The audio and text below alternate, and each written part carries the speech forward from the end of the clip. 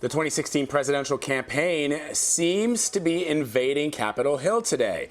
Donald Trump is also there courting House and Senate Republicans ahead of a GOP convention that is less than 2 weeks away.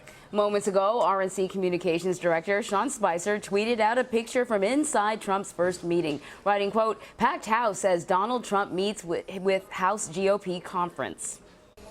Peggy Noonan is a Wall Street Journal columnist and CBS News contributor, and she joins us here on set. Good to see you. Good to see you guys. Nice to be back. So, Peggy, let me ask you, let's start with Donald Trump. He's heading to Capitol Hill today after giving a speech last night, which he again defended that 6-point star, which many say is anti-Semitic. He also again praised Saddam Hussein in his ability to kill terrorists. Is he missing an opportunity to go after Hillary Clinton here, as opposed to getting up on the stage and talking about why he's always right? I think that was probably true yesterday. He missed an opportunity to, in a tight and focused way, go at Mrs. Clinton after she had her terrible day with James Comey and the FBI. As last night, I think the headline on that was free associative. Do you know what I mean? Including I hate mosquitoes. Right, the mosquito rant. But also, I'll tell you, I watched last night that speech, the Donald Trump speech. I think it was very long. It felt long at certain points. But there was also, all of a sudden I realized there's something that's going on that is important for him there in his speeches. He is telling the people in the audience about his interior world. He's actually sharing his thoughts about how he is experiencing the campaign so far. And that sort of removes a curtain between the candidate and the audience and seems personal. And I was thinking afterwards, Mrs. Clinton would never show you her beating heart in that way. She doesn't want you to know she doesn't like mosquitoes, and she doesn't like this guy on TV, and this guy has sleepy eyes. So it was interesting, but free associative is probably the word. Yeah. What about the Republican response to the FBI's press conference? You know, immediately Donald Trump tweeted something out about a rigged system, but then there were various tweets from different people, statements from different people. Do you think they sort of missed an opportunity to present a unified message? Probably. And yet at the same time, I think the Comey appearance was so vivid, and the video mashup that came out afterwards comparing Comey's evidence and what had been found with then videotape of Mrs. Clinton's claims, that itself was so powerful. The whole day was so powerful. I'm not sure people needed Reince Priebus to tell them how to think about this. Right. Do you know what I mean? Yeah. So probably you are right. It was not well coordinated, but I'm not sure it mattered. But somebody who is being very vocal about it is House Speaker Paul Ryan. We have a little bit of him talking about that. Let's play that. Look, I was on the ticket in 2012. After the convention, you get the full, deep classified information as part of transition, as part of being a nominee. I think the DNI, Clapper, should deny Hillary Clinton access to classified information during this campaign, given how she so recklessly handled classified information.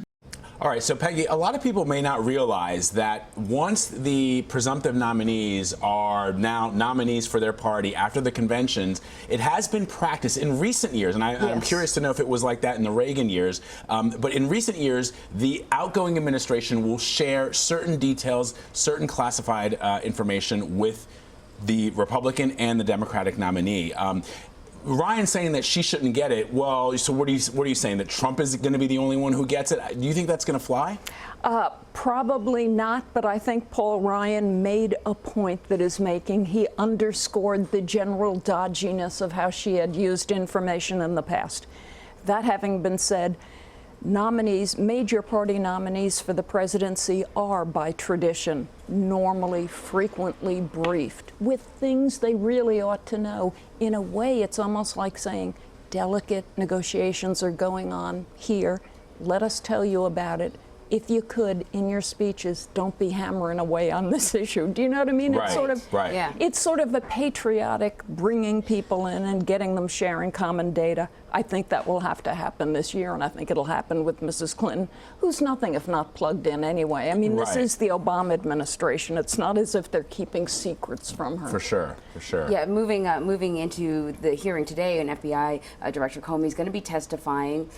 What do you think of that decision to put him on the stand? I mean, he He was pretty open in his press conference. Do you think this is going to work in the Republicans' favor or not? I don't know if it's going to work in anybody's favor exactly, but I'll tell you what I think is the main question that I would be leaning forward to hear the answer to. Jim Comey, head of the FBI, when he made his Hillary Clinton decision, gave you his evidence and his data. It was pretty damning about Mrs. Clinton. And then he said, but no reasonable prosecutor would go forward and bring charges. Okay, that was an announcement. Then he walked off the stage. Today, if I were a senator or a congressman, a person questioning him, I'd be saying, this seems schizophrenic. Walk us through why no reasonable prosecutor would bring charges. What is it that you were thinking? Could you not prove it? What did Mrs. Clinton say when she met with you for 3.5 hours? What were you looking for? Explain your thinking. And once he does, what happens next? I mean, I don't think that he can go back and say, well, you know, you guys are right. We should recommend that should be indicted. Yeah. I'm trying to figure out what it is they're trying to go, what their goal is.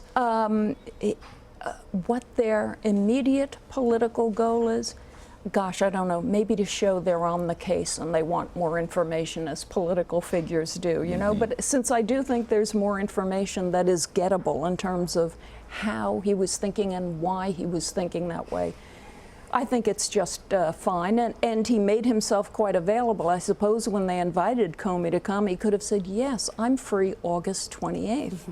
But he didn't. Right. Apparently, he said, I'm free Thursday. Yeah, definitely. So maybe he has some things to say also. Maybe he has an agenda. We'll be watching. Peggy Noonan, always good to see you. Thank you. Good to see you guys.